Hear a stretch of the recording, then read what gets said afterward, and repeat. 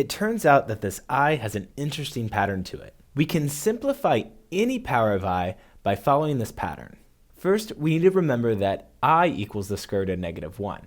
This means if we square I, we also square the square root of negative 1. So I squared would equal negative 1. To find the value of I cubed, we multiply I squared by I. Since the value of I squared is negative 1, we simply have negative 1 times I, or negative I. So we know I cubed really simplifies to negative I.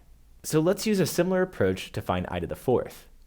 We'll split it up into two powers of I that we know, I squared and I squared.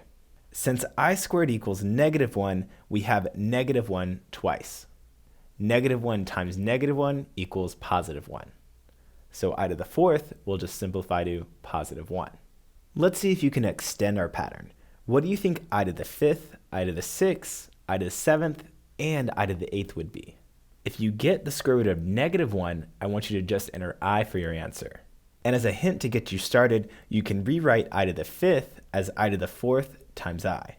Think about if you can replace any of these values.